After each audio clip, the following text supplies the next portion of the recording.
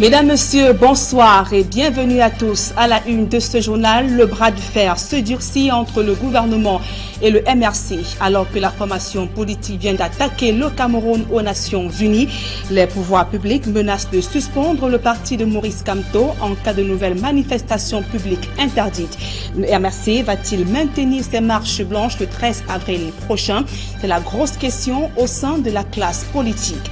Et face à la colère sociale après l'assassinat d'un jeune lycéen à Douala, le gouvernement coupe de nouvelles têtes à l'hôpital du district de Deido. Le top management vient d'être sanctionné par le ministre de la Santé publique. Vous verrez également au cœur de ce journal que les obsèques du jeune Blérios ont débuté sans l'ombre d'une autorité administrative. Voilà pour le sommaire.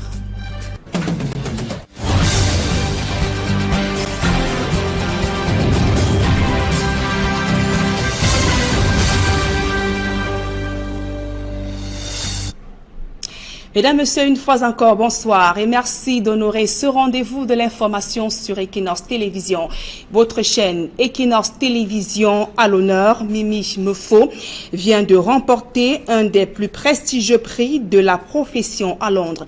Ce prix vient couronner le professionnalisme, le courage et la rigueur dans le traitement de l'information durant son parcours à Equinox Télévision.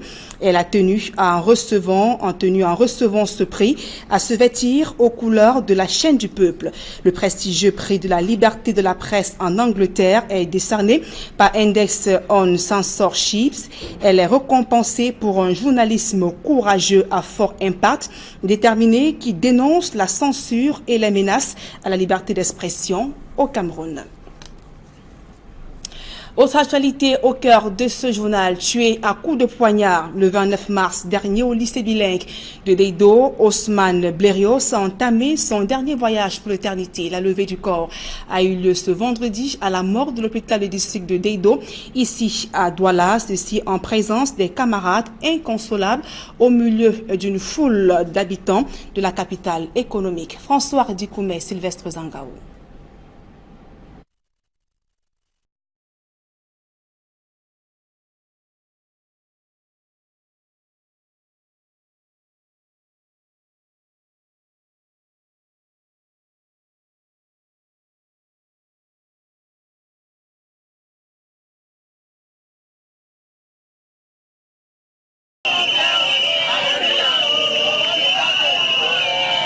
Des coups de sifflet pour s'indigner du drame qui a ôté la vie à l'élève Tiano Ousmane Blérios le 29 mars dernier au lycée bilingue de Deido.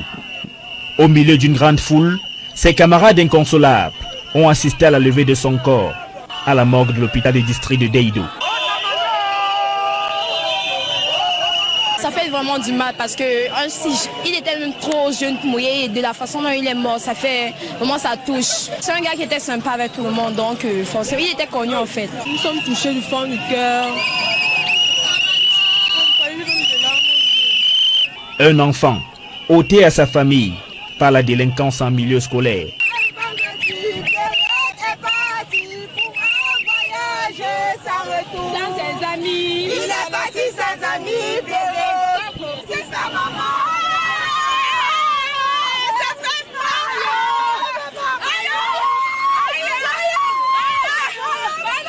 L'épreuve est si dure que les élèves n'hésitent pas à condamner l'acte ignoble qui a ôté la vie à Ousmane Blérios et de manière globale la délinquance en milieu scolaire. Ce qui se passe là, c'est vraiment choquant. C'est très choquant.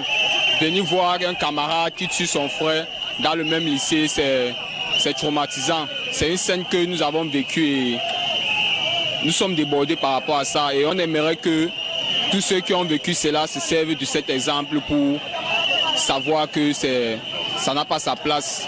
Nous, en tant qu'élèves, nous devions vivre en famille, pas comme des animaux. Il y a beaucoup de choses que les jeunes doivent éviter de nos jours.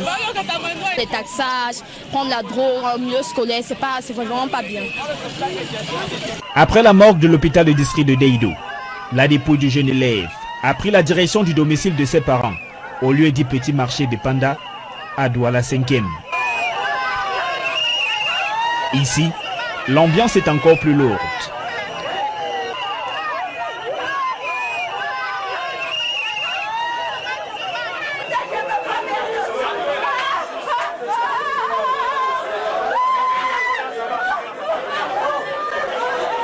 Tchanou Rosman Blirio est pourtant sorti de cette maison il y a une semaine, débordant de vie. Le voilà, revenu dans un cercueil, et pour la dernière fois, car il sera inhumé ce samedi dans son village Yagem, à Fongo-Tongo, dans le département de la Ménois.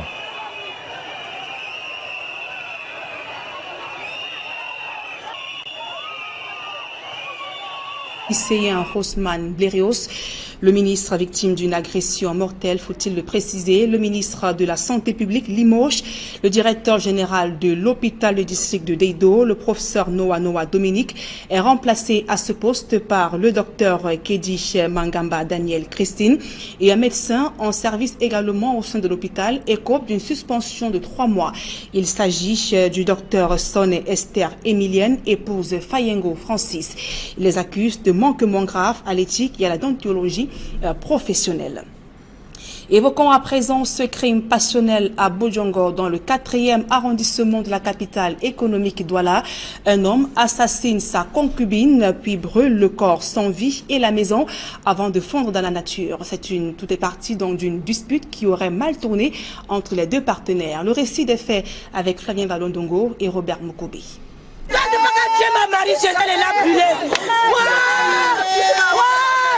Des pleurs d'une dame, une femme qui vient de perdre sa sœur dans un incendie initié, apprend-on, par son amant.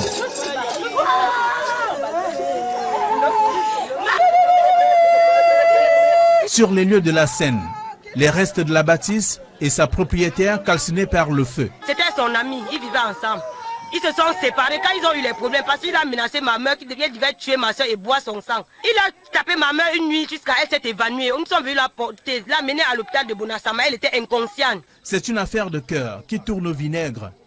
Les deux tourtereaux qui viennent de passer près d'une décennie, saupoudrés des hauts et des bas, ont violé une loi de la nature.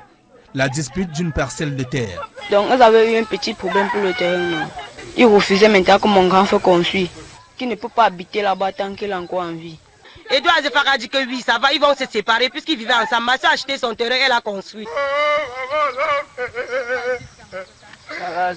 Le présumé auteur de la scène, qui reste introuvable jusqu'ici, a profité de la nuit pour mener son forfait. Dans le contenu du lac, je suis sorti. Je suis allé appeler le militaire et certains gens. Ils sont venus, que le feu avait envoyé toute la maison. Toute la famille est en émoi. Les voisins du quartier Bodjongo dans le 4e arrondissement de la ville de Douala peinent à comprendre le courage du présumé auteur qui continue de courir. Et dans l'actualité également ce vendredi, l'affaire Maurice Kamto s'internationalise. Sous la houlette de Maître Dupont-Moretti, les avocats du président du Mouvement pour la Renaissance du Cameroun qui dénoncent une détention arbitraire ont saisi le groupe du travail sur les détentions arbitraires des Nations Unies pour exiger la libération de leurs clients ainsi que de ses co-accusés. Et comment comprendre cette procédure du Parti du Cameroun par les Nations Unies? Élément de réponse dans ce reportage de Aïe Cyril et Élisée Borba. L'affaire Maurice Kamto se traite désormais aux Nations Unies. Dans un communiqué rendu public cette fin de semaine, Maître Dupont-Moretti, agissant pour le compte du collectif de défense de Maurice Kamto et ses co-accusés, affirme avoir saisi le groupe de travail sur la détention arbitraire des Nations Unies pour exiger la libération immédiate du président du MRC. Le Cameroun a ratifié un ensemble de traités et accords internationaux et dans le préambule de notre constitution, ces traités sont intégrés dans notre législation interne. Et l'article 9 de la Déclaration universelle des droits de l'homme dit que nul ne peut être détenu arbitrairement. En application donc de cette disposition, la Commission des Nations Unies a mis en place un groupe de travail chargé de connaître des détentions arbitraires. Elle peut être saisie par des plaintes individuelles de n'importe quel citoyen dont l'État est membre des Nations Unies. Elle peut même s'auto-saisir des cas de détention arbitraire. Les avocats de Maurice Kamto ont saisi les Nations Unies. Pourtant, l'affaire est encore pendante au Cameroun. Pour les spécialistes du droit, la saisine du groupe de travail sur la détention arbitraire des Nations Unies n'est pas subordonnée à la fin des procédures au plan local. Lorsque nous lisons les résolutions qui encadrent le groupe de travail, il est clairement stipulé que sa saisie n'est pas conditionnée à l'épuisement des voies de recours internes. Contrairement à la Commission africaine des droits de l'homme, la Commission européenne des droits de l'homme, où il faut épuiser les voies de recours internes, pour le groupe de travail, il n'est pas question d'attendre l'épuisement des voies de recours. C'est pour cette raison que pour une affaire qui est encore pendante, les avocats de Kamto estiment que leur client a été arrêté arbitrairement et détenu arbitrairement et se sont donc repliés vers ce groupe de travail pour espérer obtenir une condamnation de l'État du Cameroun. Les avis ou recommandations du groupe de travail des Nations Unies ne sont pas contraignants, mais tout État membre se trouve l'obligation de les appliquer au risque d'écorner son image sur l'échiquier international. Le groupe du travail rend plutôt des avis qui ne sont pas contraignants. Le Cameroun n'est pas tenu d'exécuter, mais sur le plan international, on sera un peu qualifié d'État voyou qui ne respecte pas ses engagements. C'est un problème d'image du pays.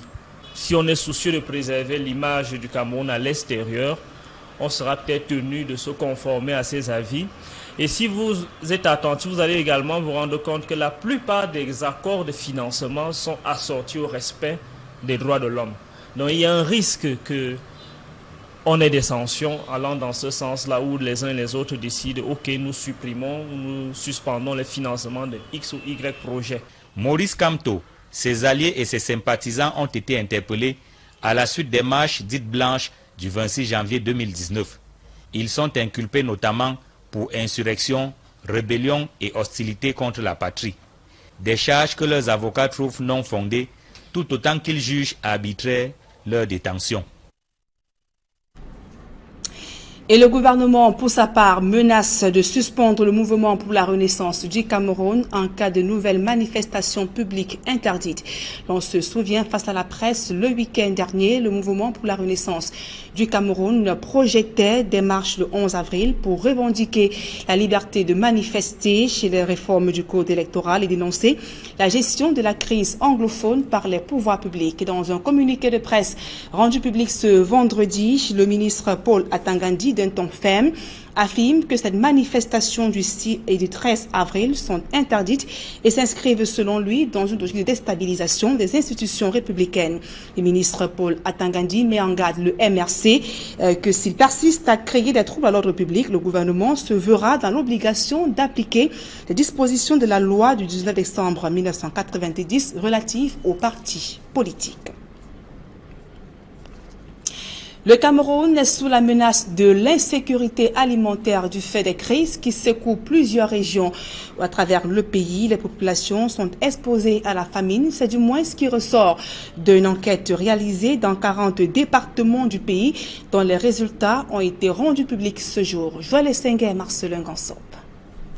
Ce n'est pas encore la catastrophe, mais il y a de quoi s'inquiéter, puisque notre pays flirte dangereusement avec l'insécurité alimentaire et nutritionnelle. Notre pays connaît en effet depuis un certain temps une situation d'insécurité alimentaire consécutive à plusieurs facteurs, notamment à la crise sociopolitique dans les régions du nord-ouest et du sud-ouest, crise qui affecte indirectement les régions du littoral et de l'ouest voisines, les attaques sporadiques de la secte Boko Haram dans les régions septentrionales, les déplacés internes, l'afflux des réfugiés aux frontières, les ennemis des cultures, les changements climatiques et bien d'autres phénomènes encore. 40 départements ont été passés au crible, avec des données dont on se demande s'il faut en rire ou en pleurer. Sur les 40 départements analysés, nous constatons qu'au cours de la période courante, mars, avril et mai 2019, la situation alimentaire et nutritionnelle est relativement acceptable dans 33 départements où le bilan alimentaire est relativement positif. Par contre,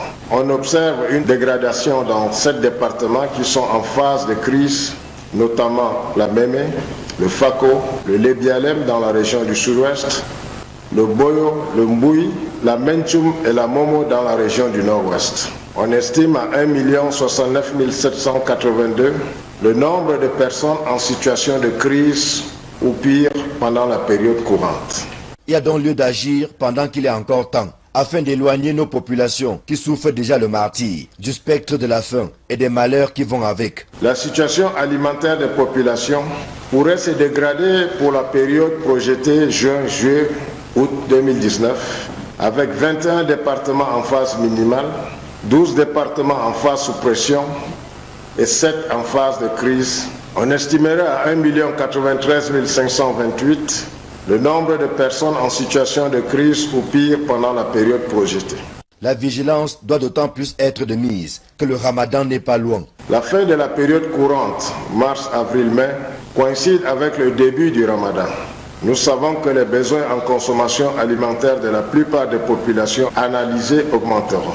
Nous devons anticiper et nous organiser pour apporter une réponse immédiate, conséquente et adaptée à chacun des départements ici concernés qui risqueront en période projetée de basculer en phase sous pression ou de crise. Dans les régions septentrionales, nous devons contrôler les prix des denrées et des céréales de base et limiter à l'occasion leur érosion vers les pays voisins.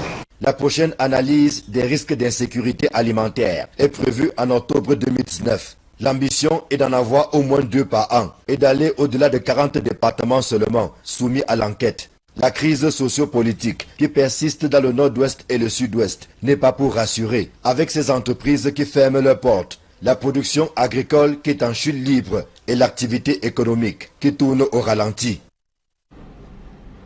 Et parlons à présent de ce phénomène des incendies dans les espaces marchands et autres lieux publics. Les sapeurs-pompiers accusent le gouvernement. S'exprimant au terme d'une réunion de commandement, le commandant du Corps national des sapeurs-pompiers affirme qu'en tolérant la construction anarchique des marchés, les pouvoirs publics ne facilitent pas l'intervention des sapeurs-pompiers. Mars, le reportage d'Emmanuel Diop et de Aïe Cyril. Quelques semaines après l'incendie de l'hôpital de Koumba, où ils ont été accusés de n'être pas arrivés à temps, les sapeurs-pompiers s'en défendent. Il y a une grosse polémique qui a été créée avec l'incendie de l'hôpital de Koumba, pour lequel on accuse les sapeurs-pompiers de ne pas être intervenus à temps. Le protocole d'intervention des sapeurs-pompiers exige que la zone sur laquelle ils vont intervenir soit d'abord sécurisée. Ils n'ont que leur lance à eau pour pouvoir éteindre le feu. Ils peuvent en même temps tenir une arme et tenir une lance à eau. Donc il faudrait que les gens comprennent le cadre dans lequel chaque force intervient. Les sapeurs-pompiers sont également accusés de ne pas intervenir à temps lorsqu'il y a incendie dans les marchés par exemple. À leur tour, ils jettent le tort sur les autorités administratives qui tolèrent la construction anarchique des marchés, toutes choses ne favorisant pas les interventions.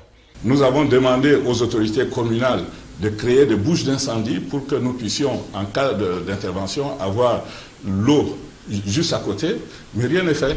Nous avons à plusieurs reprises appelé l'attention des autorités administratives et des autorités communales sur la conformité que doivent avoir les marchés, mais ce n'est pas fait. Les marchés sont truffés de connexions pirates, il n'y a pas de voie d'accès pour intervenir, ainsi de suite. Tout le monde est conscient de ça, mais je n'ai pas l'impression que les autorités administratives ou les autorités communales prennent le taureau par les cornes. En tout état de cause, un problème se pose en termes d'effectifs et de matériel. Problème abordé au cours de la réunion de commandement du Corps national des sapeurs-pompiers pour le compte du premier trimestre 2019 tenu à Yaoundé. Jusqu'à présent, les sapeurs-pompiers ne couvrent en termes de surface qu'un quart du territoire national. Donc nous n'avons pas suffisamment d'effectifs pour couvrir tout le pays, à tel point que certaines interventions se feront selon des élongations assez grandes. Les mesures sont prises pour des commandes de gros matériel qui coûtent excessivement cher, il faut se le dire. Mais en même temps et parallèlement, nous avons des partenariats avec certaines institutions internationales qui nous permettent de fonctionner par des dons qu'ils nous font. Ouverte aux officiers de l'état-major ainsi qu'aux commandants des groupements territoriaux, la réunion s'est achevée sur quelques recommandations aux soldats du feu, à savoir disponibilité, loyalisme et professionnalisme dans l'accomplissement de leur mission.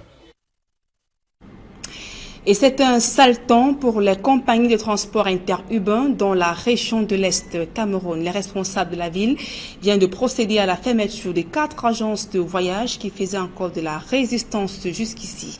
Les promoteurs crient à l'injustice et déclarent avoir à leur possession tous les documents y afférents. Le reportage de Benjamin Issam depuis Bertois. C'est au total 4 compagnies de transport routier interurbain clandestines sur les 11 ciblées qui ont été suspendues dans la région de l'Est.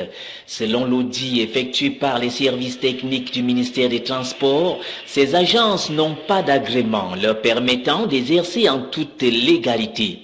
Sur la liste figurent Deo Gracias et Gic Oignon Express basé ici à Abomban dans le Oignon. Toutes les deux agences de transport en commun ont été scellées par le préfet du Oignon, accompagné du délégué régional des transports de l'Est, en exécution des directives du ministre des Transports. Il faut quand même être en règle, c'est pour cela qu'on est en train d'exécuter ces instructions pour sceller, les donner donc ces délais de mettre en liste pour qu'ils nous régularisent leur parcours. Et tous ceux qui ne sont pas dans cette décision, ils voient que ça va suivre. Peut-être pour une raison ou d'autre, on a sauté un nom. L'essentiel, c'est que le transport clandestin va disparaître. Après plusieurs délais accordés à ces agences pour régulariser leur situation, il fallait bien passer à la vitesse supérieure, au grand désarroi des voyageurs dont la sécurité est en jeu. Dans la région de l'Est, il y en a 7 mondes. Et le message donné, un délai d'un mois pour que ces agences se mettent en règle. Après un mois, on s'est rendu compte que beaucoup n'étaient toujours pas en règle. Les mises en code donné 15 jours. Les 15 jours sont finis depuis le 16 septembre. Et c'est ainsi que le 21 mars, le ministre a signé cette décision, demandant à ce que les agences qui ne sont pas encore en règle soient suspendues. Nous sommes donc descendus aujourd'hui avec les autorités applicatives pour mettre en application.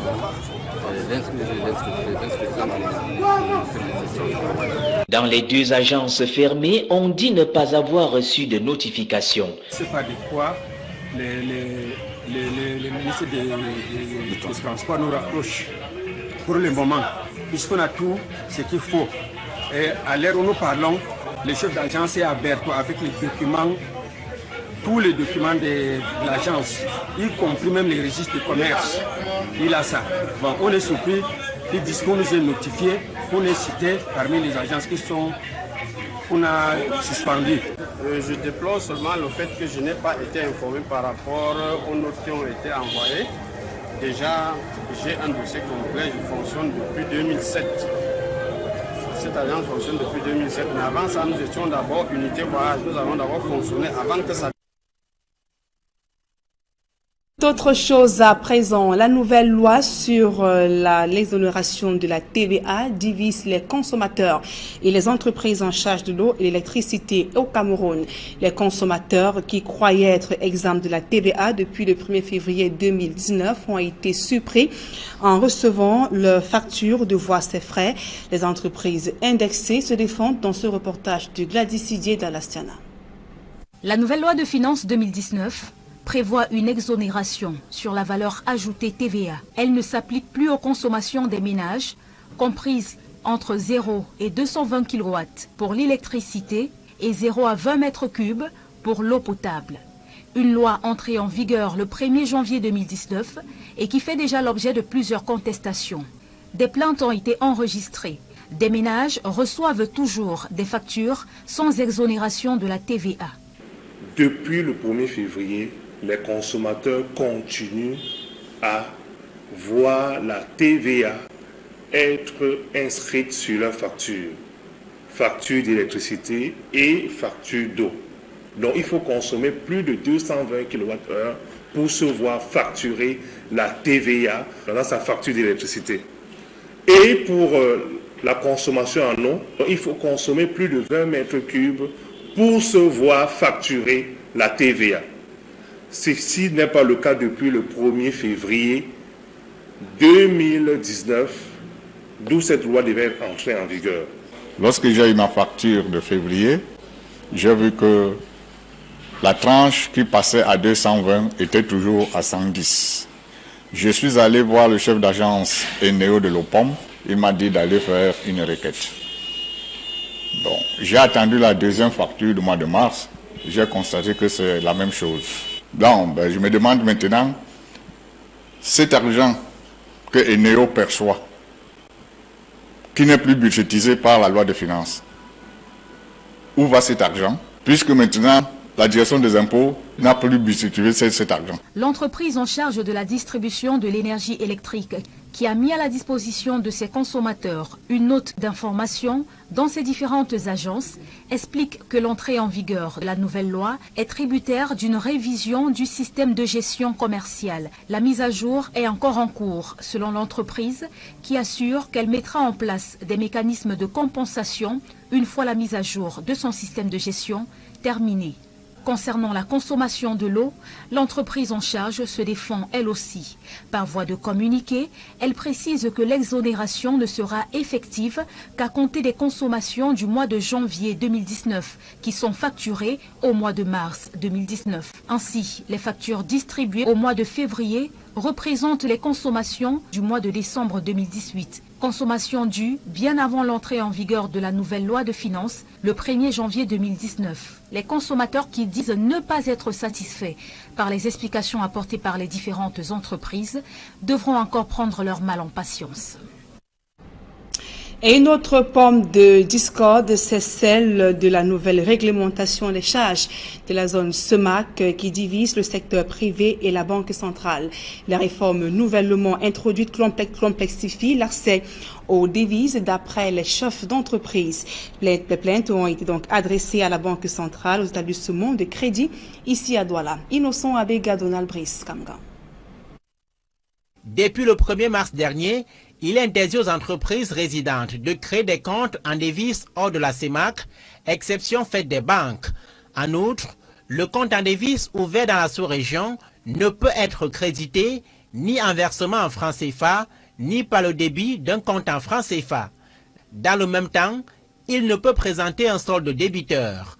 Pour les chefs d'entreprise, ces nouvelles dispositions ont rallongé de 3 jours à 4 mois les délais d'exécution des transferts et achats de devises et complexifier les procédures. Ces préoccupations sont exprimées par la plupart des entreprises membres du GICAM. On enregistre un nombre important de transferts non exécutés auprès des banques, totalisant aujourd'hui plusieurs dizaines de milliards de francs CFA. Tous ces éléments ajoutent à un contexte économique déjà difficile pour les entreprises. Il s'ensuit des effets désastreux pour elles, notamment le ralentissement, voire des menaces sur la continuité de leurs activités, la hausse des coûts, la perte de crédibilité vis-à-vis des fournisseurs étrangers. La nouvelle réglementation de change ne vise pas à fragiliser les économies de la CEMAC, bien au contraire, répond la Banque des États d'Afrique centrale, qui indique que le nouveau texte a pour objectif, entre autres, de faire face au blanchiment de fonds et au terrorisme. On ne peut pas faire l'économie de cette problématique-là, sinon on se retrouve des pays blacklistés, etc., tout ce que l'on comprend, même les intermédiaires agréés, avec ce phénomène qu'on connaît aujourd'hui de risking. Donc en fait, le risque de perdre leur correspondant bancaire à l'étranger. Après avoir écouté, les chefs d'entreprise ont par ailleurs pris note des assurances des établissements de crédit, mais d'autres rencontres sont prévues afin d'harmoniser les divergences de vues et lever les incompréhensions. À présent, ce public reportage, l'usine de broyage Simencam de Noumayos, désormais opérationnelle. Elle a été inaugurée récemment en présence du ministre des Mines, représentant personnel du chef de l'État Poulbia, et c'est au total 500 tonnes supplémentaires qui seront produites en vue d'améliorer l'offre du numéro 1 de la cimenterie au Cameroun. Reportage. Il a fallu du temps, pas moins de 10 ans, pour que Noumayos délivre enfin ses premiers sacs de ciment. Du rêve à la réalité, pourrait-on dire, avec cette usine moderne située à quelques kilomètres de Yaoundé, la capitale. Aujourd'hui donc est un grand jour. Nous avons un outil de production modernisé, performant, ce qui va accroître la compétitivité de Simencam sur le marché du ciment. L'actualité a retenu et l'histoire retiendra que Simencam aura été la première structure cimentière à construire une cimenterie ici à Noumayos pour la capitale du pays. et pour les régions du centre, du sud, de l'est et de l'ouest. Cet investissement a coûté la bagatelle de près de 28 milliards de francs CFA. Non seulement cette usine va augmenter la capacité opérationnelle de Simancam à plus de 2 millions de tonnes de ciment par an, mais en plus, elle assoit sa suprématie dans le secteur. La capacité de production de cette usine est de 700 000 tonnes. Ceci étant, nous allons la développer, cette capacité, progressivement, puisque c'est une usine modulaire. Donc, au fur et à mesure de la croissance du marché, nous pouvons ajouter différents éléments. C'est la première étape de la reconquête de Simancam, de la reconquête de notre leadership au Cameroun. Nous avons maintenant 3 usines. Nous sommes le seul groupe industriel cimentier à être présent dans toutes les régions du Cameroun. Avec cette usine et avec notre usine de Figuil, nous pouvons désormais exporter des quantités extrêmement importantes de ciment et nous allons faire du Cameroun la plateforme de développement de la Farjol-Sim en Afrique centrale. L'usine de Nomayos va produire du ciment de qualité, répondant aux normes internationales, offrir des solutions performantes et adaptées à la clientèle. Voilà le chemin royal sur lequel s'engage Simancam au moment où l'usine de Nomayos entre en activité. Donc on met sur le marché aujourd'hui des ciments qui vont répondre beaucoup plus aux besoins de nos populations. Okay, on a parlé tout à l'heure de notre Multix. Aujourd'hui le Multix c'est quoi? C'est un ciment qui est moins cher que le robuste, très clairement, et qui permet de répondre à beaucoup d'applications. On va lancer le ciment blanc. Ça va nous permettre aussi de nous différencier et ça va nous permettre d'offrir de nouvelles solutions à tous nos concitoyens. Et puis j'ai parlé un petit peu tout à l'heure, mais on ne le dévoile pas encore. On travaille sur ce qu'on appelle le ciment hydro. Vous aurez un ciment, vous ferez un béton avec et vous ne craindrez plus l'humidité. Au nom du président de la République, dont il était le représentant personnel, le ministre des Mines, de l'Industrie et du Développement technologique a salué la venue de cette station de broyage, dont la mise en service augure de lendemain meilleur pour les consommateurs. C'est une occasion pour l'ensemble des Camerounais de se réjouir de ce que le ciment, qui est la première matière en termes dans la construction, son prix va désormais se démocratiser pour que nos cités, n'est-ce pas, se construisent comme nous souhaitons, afin que 2035 ne soit pas pour nous une vue de l'esprit, mais bien un objectif que nous voulons atteindre et que nous allons atteindre. Filiale du groupe Lafarge-Holcim, leader mondial des produits et solutions de construction, Simancam devient ainsi le premier producteur de ciment au Cameroun grâce à sa nouvelle usine de Nomayos, un acquis à consolider. Mesdames, Messieurs, c'est ici que nous mettons un terme à ce journal. Merci pour votre aimable attention. Dans un instant, le débrief du journal avec Serge Alain Otto et ses invités sur le plateau d'Equinox Soir. Serge Alain. Voilà, Nadine Diambo, comme vous le savez, nous allons rester décrypter ce communiqué du ministre de l'administration territoriale Paula Tangandji qui menace les dirigeants du mouvement pour la renaissance du Cameroun. Déjà, il interdit pour lui les marches du 6 et du 13 avril prochain. Il interdit ces marches sur toute l'étendue du territoire. Il va même jusqu'à menacer d'appliquer la loi numéro 90/56 du 19 décembre 1990 relative aux partis politiques au Cameroun. On va voir tout ça en détail dans un instant, Nadine. Merci. Bonne soirée à vous et bon week-end. Surtout, bon week-end. Vendredi prochain, 20h, Nadine. Exactement, c'est Jalin. Voilà, madame, monsieur, dans un instant, la suite Equinox Soir, deuxième.